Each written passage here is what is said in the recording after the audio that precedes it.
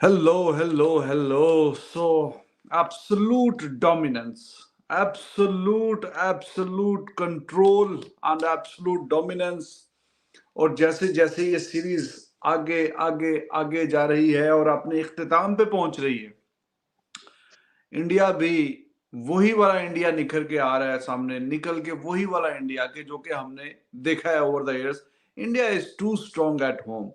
और before the series इसी तरह की परफॉर्मेंस की एक्सपेक्टेशन थी। वो बस बीच में जरा वो इंजन गर्म होते होते टाइम लगा है। तो पहला जो मैच है वो बस इधर उधर हो गया, कुछ ना कुछ कोताही की वजह से।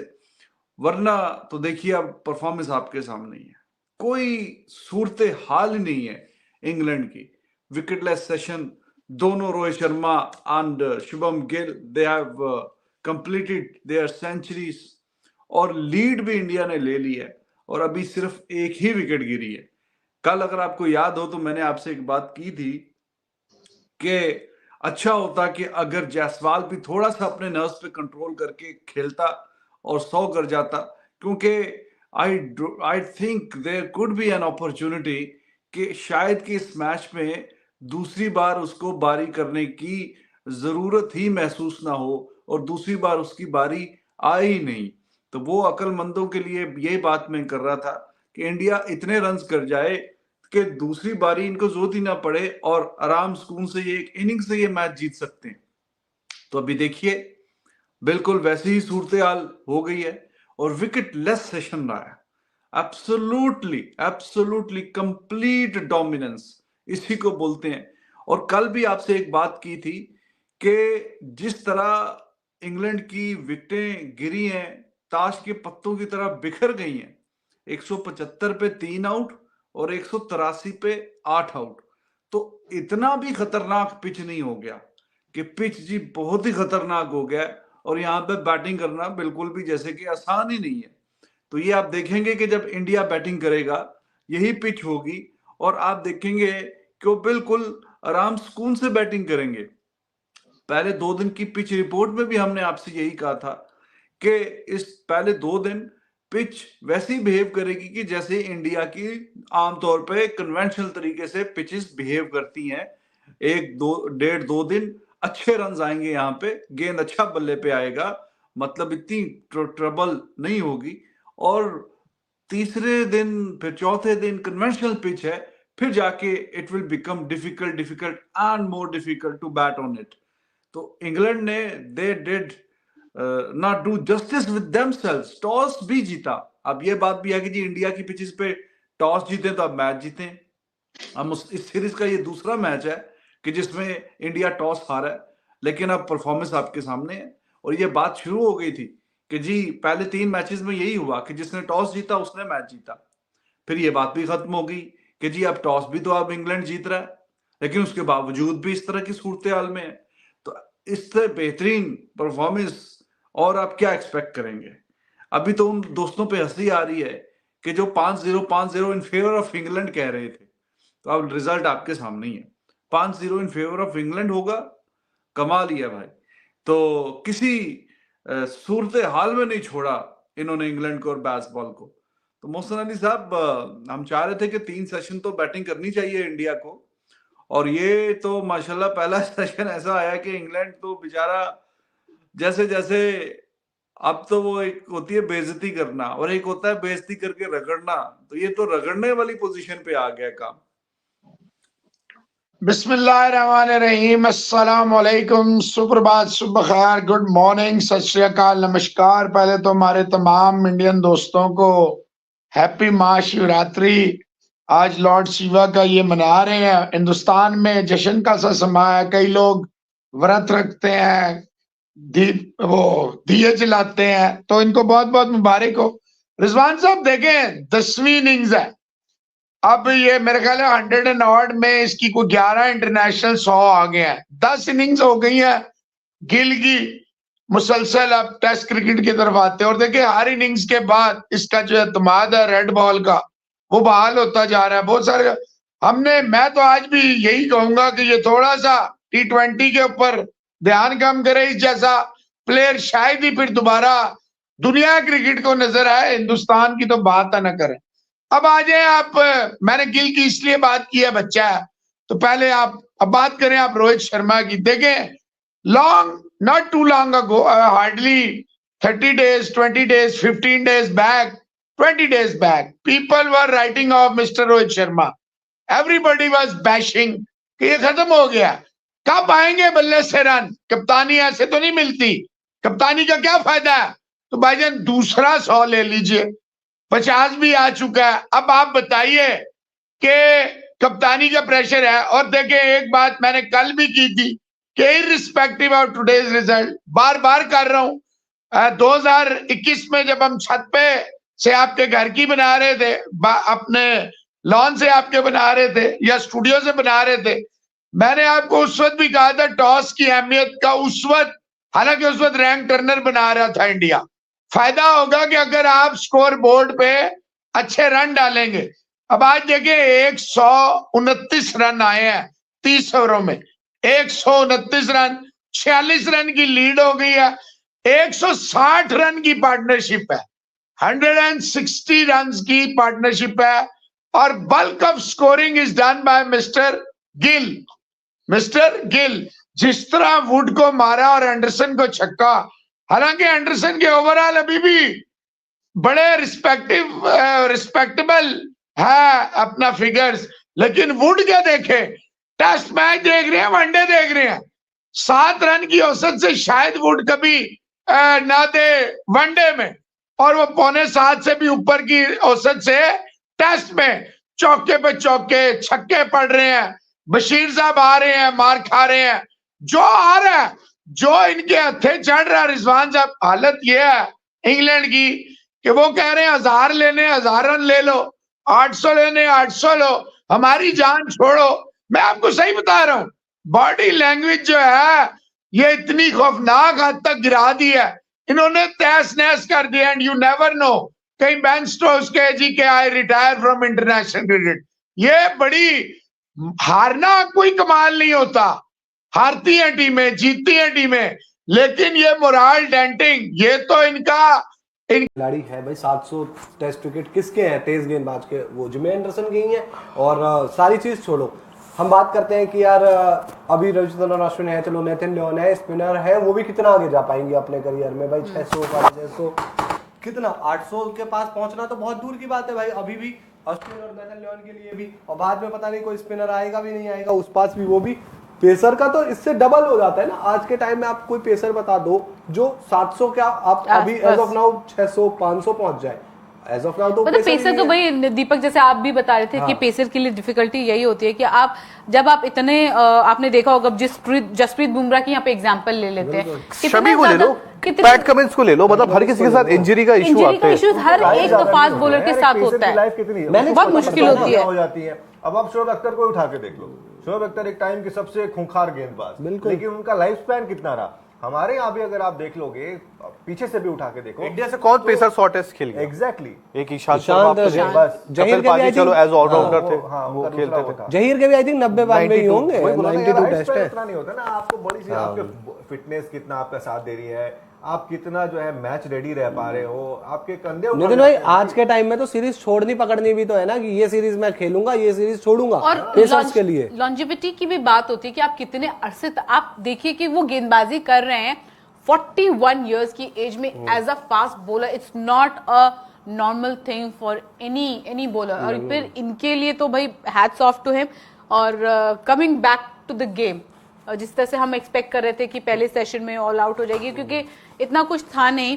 और अब जो लीड मिली है उसको किस तरह से देख रहे हो आप लोग? लीड बहुत अच्छी है, 250 प्लस की लीड है भाई यहाँ पर। हम तो सोच रहे थे कि 300 प्लस हो जाए, लेकिन वो हुई नहीं। चलो वो तो ठीक है, एक्सपेक्टेड भी था।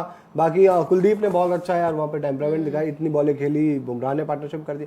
अब यहाँ पे असली टेस्ट है इंग्लैंड की बैटिंग का, इज्जत बचा पाएंगे नहीं बचा पाएंगे अपनी, क्योंकि अब जो ये है कि बेसबॉल का ये भी हो सकता है कि जी आपने बस बेन डकैट और जैक क्रॉली को आउट करना है, उसके बाद तो फिर जिस तरीके से पूरी सीरीज में खेल रहे हैं, चलो जो रूट का 100 था ही, बाकी कुछ है नहीं। या तो इंग्लैंड कहेगा कि अब हमारे पास परफेक्ट सेटअप है, हम पूरी सीरीज का ना जो गुस्सा है वो इसी इनिंग में निकाल देते हैं। इसी इनिंग में हम दिखा देते हैं कि बेसबॉल क्या है भाई। बेसबॉल की अब इससे अच्छा थोड़ी मौका मिलेगा आपके पास भाई, 250 प्लस की लीड है, आप खेलो बेसबॉल से, दम है तो बना दो इस विकेट पर। और अभी भी इस विकेट को देख के लग रहा है कि बैटिंग है इसमें, ऐसा नहीं कि इसमें बैटिंग नहीं है। अब कर दो 400 450 रन, और आपकी है बात हिम्मत बिल्कुल तो। ठीक है। देखो दीपक, मुझे लगता है कि शायद ये बात बिल्कुल ठीक है कि इंग्लैंड सोचेगा यार अब तो हमारे पास खोने के लिए कुछ है नहीं, हम सीरीज हार चुके हैं, अब ऐसा नहीं हो कि हम बेसबॉल की वजह से और बेइज्जत होकर घर पे जाए। तो जो हम आए थे करने, इंप्लीमेंट करने, हम उसी माइंडसेट के साथ खेलेंगे। उसी को ही हम करते हैं। वही है, पता नहीं। देखो उससे ज्यादा इंपॉर्टेंट होगा कि हमारे गेंदबाज कितना जल्दी इनको, और देखो यहाँ पर हमें दिख रहा है कि जैसे बशीर है, बशीर को बहुत ज्यादा असिस्टेंस मिल रही है, उनकी गेंद है ना बड़ा कम, और देखो कितने खुश भी हो रहे हैं वो, अलग अलग जो है उनके सेलिब्रेशन। इनका भी डबल रहा है गेम। अरे भाई क्या विकेट ले लिया, 170 से ज्यादा तो इन्होंने रन दे इसमें अगर इतना गुस्सा कर रहे हैं तो फिर कुलदीप इनको यादव के लिए एक बार सोचना पड़ना है। एक और मौका रहेगा, कुलदीप बोलेंगे यार विकेट अच्छा है मेरा, बॉल अच्छा पड़ के ब्रेक भी अच्छा रहा है, और क्या, एक और फाइफर जाता हूं यार। अरे कुलदीप की तरफ से तो नहीं वो चीज कुलदीप करते, क्योंकि कुलदीप ने तो स्किल सेट के थ्रू पे यार घुमा दिया था पहले भाई। दिन। पता है मैंने कुलदीप को, जैसे कि हम देखा है, कुलदीप ने खुद भी बोला है कि ओवर द ईयर्स 7 साल में मेरे में मैच्योरिटी आई, और ये चीज हमें देखने मिलती है जिस तरह से उनकी गेम वो खेलते हैं। अगर कंडीशन कंड्यूसिव नहीं है, हेल्पफुल नहीं है, किस तरह से उसका इस्तेमाल करते हैं, वो भी बहुत ज्यादा काबिल तारीफ है कुलदीप यादव की। अगर बात की जाए, बहुत बारी ऐसा हुआ है कि स्पिनर्स को इतनी मदद नहीं मिली है, लेकिन कुलदीप ने फिर भी चीजें कमाल करके दिखी है। टाइल्स में बॉल करवा दो ना तो भी वहां स्पिन करवा देगा। तो कुलदीप ने ना ये दिखाया उन्होंने काबिलियत को, सिर्फ विकेट कोई भी आप दे दो, मतलब एटलीस्ट ये है कि ग्रीन विकेट ना हो थोड़ा सा, जहां कुछ भी ना मतलब दो, थोड़ा बहुत भी अगर स्पिनर के लायक विकेट है वो बॉल घुमा दो। और कल मतलब एक जो पहले दिन की एक साइड थी जो उनकी, वो जो क्रॉली का विकेट था, मतलब वो विकेट ऐसा था जो आप क्रॉली का आप एसोसिएट करते हो, जिस तरह उन्होंने वर्ल्ड कप में बाबर को आउट किया, अभी हमने देखा था माकरम को आउट किया, वो जो फ्लाइट करके जो वो गिल नहीं पड़ के अंदर आया था। अच्छा। वो वाला जो ट्रॉली को उन्होंने आउट किया था, मतलब वो एक ऐसी साइड है कि यार देख के लगता है यार कि 2019 वर्ल्ड कप में आपने बाबर को आउट होने वाला देखा था, याद होगा आपको, जब बाबर को पड़ के अंदर जो बॉल हुआ सेम ऐसा स्किड। तो मतलब ये जो उनका तरीका है ना बॉल डालने का, जितना टर्न करता यार, यहाँ पे आप इतना डिग्री ऑफ टर्न मार रहे हो, मतलब और अब कंट्रोल कितना अच्छा है कुलदीप के पास। आप देखो भाई वेरिएशन में कंट्रोल बड़ी जबरदस्त। बट मुझे एक चीज लग रहा है पता है इंग्लैंड को लेके, अब ये है हमसे 259 रन पीछे, या तो क्योंकि अब इनके लास्ट ही बचा है, अभी कुछ बचा नहीं, अब इसके या तो ये 200 के अंदर ही ऑल आउट हो जाएंगे, या तो ये 400 कर। मैं वही धीरे से बोल रहा हूं, आर या पार, कुछ नहीं है, आर या पार वाला गेम है अब यहाँ पर। नहीं इनका बीच का कुछ है ही नहीं इंग्लैंड का, क्योंकि इनको बीच का गेम पता ही नहीं है। बीच का वो जो रूट ने एक गेम खेल लिया, बीच का एक ओली पॉप ने एक गेम खेल लिया, बीच का इनका कुछ नहीं है। 259 की लीड भी इनके लिए पहाड़ जैसे 400 तक की लग रही होगी, जिस तरह से इनका पूरा सीरीज गया है, ये लीड भी इनको बहुत भारी पड़ रही है। इसको यही है ना, या तो पहाड़ जैसे लीड को ले लोगे तो अगल बगल बहुत सारे पहाड़ है धर्मशाला में, फिर वो पहाड़ी देखने आए थे और वही देख के आप चले जाओगे।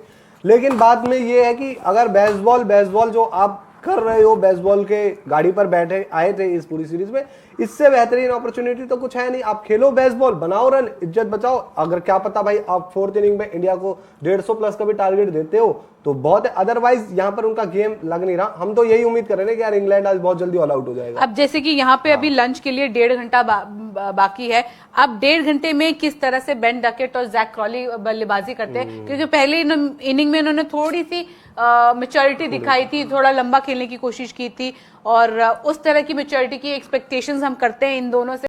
अभी चंद रोज पहले की बात है कि जब सर जेफरी बॉयकॉट, जो कि इंग्लैंड के one of the greatest players में से आते हैं, उन्होंने रोहित शर्मा को लेकर कहा था कि भैया ये तो बुढ़ा हो गया है, 37 साल का हो गया है, अब ये बड़ी पारी नहीं खेल सकता, इसको बस छोटू पारी खेलनी आती, इससे ऊपर कुछ नहीं बचा इसके पास, इसका टाइम चला गया।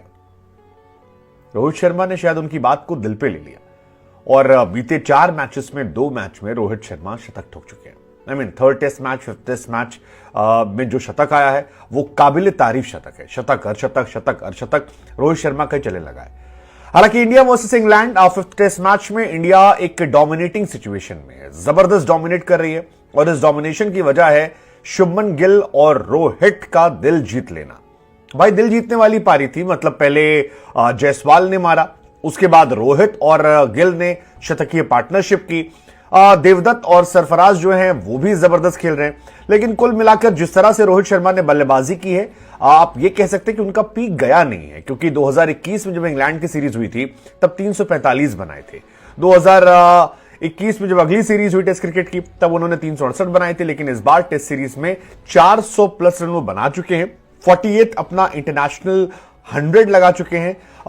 सचिन विराट के बाद इंडिया में सबसे ज्यादा शतक लगाने वाले खिलाड़ी रोहित शर्मा बन चुके हैं। तो रिकॉर्ड हमें लगा आपको बताएं और बताएं कि गिल और रो कैसे। अब अगर रोहित शर्मा के आप रिकॉर्ड्स पर नजर डालेंगे तो रोहित शर्मा ने इस मैच में 50 का टेस्ट का एवरेज गेन कर लिया। 50 का एवरेज उनका जो है ये काबिल तारीफ है। 50 का एवरेज किसी भी फॉर्मेट में आसान नहीं होता है और रोहित शर्मा के नाम में रिकॉर्ड है। रोहित शर्मा ओनली इंडियन है जो टॉप 10 WTC के रन गेटर वाले लिस्ट में आ गए हैं, तो ये अपने आप में एक शानदार उनके लिहाज से परफॉर्मेंस है। फिर शुभमन गिल भी उनके साथ कमाल कर रहे थे। हालांकि शुभमन को लेकर भी मेरे मन में था, डाउट बहुत सारे हो रहे थे क्योंकि शुभमन टेस्ट क्रिकेट को उतना सीरियसली ले नहीं रहे थे। लेकिन सेकेंड टेस्ट मैच में 100, देन थर्ड टेस्ट मैच में 50, फोर्थ टेस्ट मैच में 50 एंड फिफ्थ टेस्ट मैच में 100। आई थिंक शुभमन गिल ने भी इस मैच में दिल जीता है और शुभमन और रोहित दोनों 400 प्लस रन बना चुके हैं। तो अपने आप में काबिले तारीफ वाली बात है कि दोनों प्लेयर कितने शानदार हैं। लेकिन रोहित की चर्चा थोड़ी ज्यादा इसलिए हो रही है क्योंकि रोहित शर्मा 37 साल के हो चुके हैं लगभग, और 30 प्लस एज में इंडिया की तरफ से या वर्ल्ड क्रिकेट में वो प्लेयर हैं जिन्होंने सबसे ज्यादा शतक लगाए हैं। तो रोहित शर्मा का जो पीक है वो सेकेंड हाफ में ज्यादा दिखा है, फर्स्ट हाफ में शायद उतना नहीं था। वर्ल्ड क्रिकेट में जो सबसे ज्यादा शतक लगाने वाले प्लेयर है उसमें केन विलियमसन 45 हैं, जो रूट 47 है, रोहित शर्मा 48 है, वार्नर 49 है और विराट 80 है। लेकिन ये भी हैरानी कि जब आप फैब फोर की बात करते हैं तो शायद आप कई बार रोहित शर्मा को इग्नोर कर देते हैं, पर रोहित शर्मा है, बहुत बड़ा नाम है और वो इज्जत पूरी डिजर्व करते हैं। रोहित शर्मा ने 30 साल के बाद 35 शतक लगाए हैं, जो अपने आप में हाईएस्ट है। तेंदुलकर ने 30 साल के बाद 35 शतक लगाए थे और रोहित ने उनकी बराबरी कर ली है। तेंदुलकर हालांकि 100 शतकों पे कंप्लीट हुए थे, बट ये अपने आप में कमाल है। रोहित शर्मा एशियन प्लेयर के तौर पर वर्ल्ड टेस्ट चैंपियनशिप में हाईएस्ट रन बनाने वाले प्लेयर है, तो ये अपने आप में एक रिकॉर्ड है। 2019 के बाद से अगर आप शतकों की बात करेंगे तो रोहित शर्मा ओपनर के तौर पर सबसे ज्यादा शतक लगा चुके हैं, 9 शतक लगाए हैं। डेविड वार्नर 9 लगाए हैं, डेविड वार्नर ने 5 लगाए हैं, तो कोई उनके आसपास नहीं। उस्मान ख्वाजा के 5 हैं, लेथम के 5 हैं, वार्नर के 5 हैं और करुणारत्ने के 8 हैं। बट इस लीग में भी रोहित शर्मा बाकी अपने जो प्लेयर हैं साथ वाले उनसे कहीं ज्यादा आगे चले गए और रिकॉर्ड जो है वो अपने आप में उनका काबिले तारीफ हो गया। एज ए कैप्टन हम सब ने देखा कि किस तरह से वो टीम को लीड करते हैं, बट उनका 12th टेस्ट 100 जो है वो भी अपने आप में शानदार है। और रोहित ने थर्ड टेस्ट मैच में भी शतक मारा था, फोर्थ टेस्ट मैच में एक शानदार 50 मारा था, इस मैच में शतक मारा है। सो आई बिलीव ये भी शानदार है। 54 वर्ल्ड टेस्ट चैंपियनशिप के मुकाबले हैं जिसमें रोहित शर्मा ने 9 शतक और 7 अर्धशतक लगाए, तो यहां पर भी रोहित जो है वो अपने आप में कमाल है। 2023 के बाद से भी अगर आप शतकों की बात करेंगे तो फिर शुभमन गिल के 9 शतक हैं, विराट के 8 हैं, रोहित शर्मा सिर्फ एक पीछे हैं 7 शतकों के साथ। तो कहीं से रोहित का जो एरा है, पीक एरा जिसको लोग कह रहे थे खत्म हो गया, ऐसा हो गया, वो दूर। और ये आपको इस स्टैट समझ जाओगे कि आप 30 साल के बाद जो सबसे ज्यादा शतक लगे हैं इंडिया की तरफ से, वो विराट कोहली ने 18 लगाए 30 साल के बाद। राहुल द्रविड़ ने 26 लगाए हैं, रोहित शर्मा और तेंदुलकर ने 35 लगाए हैं। तो आई थिंक ये जो एक स्टैट है वो बताता है कि विराट ने फर्स्ट अपने 10 साल में पीक दिखा था और रोहित का जो पीक है वो सेकेंड हाफ में आया है। हालांकि इस मैच में शुभमन गिल की भी जितनी तारीफ की जाए उतना कम है। बहुत बेहतरीन शॉट उन्होंने मारे। जिमी एंडरसन को जो छक्का मारा था वो काबिले तारीफ था, बाद में जिमी ने उनको आउट किया। बेन स्टोक्स ने पहली बॉल जब फेंकी तभी रोहित शर्मा को आउट किया। लेकिन मेरे हिसाब से इस मैच में डोमिनेंस जो था वो इंडिया का जबरदस्त रहा और ऐसा लग रहा है कि इंडिया बड़े हाई नोट पे ये सीरीज जो है ये खत्म करने वाली है, क्योंकि ये दोनों प्लेयर जो हैं ये शानदार है। शुभमन गिल की भी फॉर्म वापसी एक शानदार संकेत है क्वालिटी टीम के खिलाफ, क्योंकि शुभमन गिल 6 शतक मार चुके हैं, ओडीआई क्रिकेट में 4 मार चुके हैं टेस्ट में और 1 शतक T20 100 में, और केवल 24 साल की उम्र में 11 शतक। आई थिंक ये उनके लिए काबिले तारीफ है। शुभमन ने भी अच्छी परफॉर्मेंस की है और इंडिया उनकी परफॉर्मेंस की वजह से फिलहाल मजबूत हो गई है। इसमें शुभमन ने 110 बनाए, इससे पहले 52 नॉट आउट था, 91, उससे पहले 104। तो शुभमन गिल का भी जो क्राइटेरिया है वो शानदार है। 2 बड़े बल्लेबाज, दोनों का डोमिनेंस, और उनके डोमिनेंस के बाद जो नई पीढ़ी भी है, सरफराज, देवदत्त, वो भी शानदार खेल रहे हैं। So overall India is doing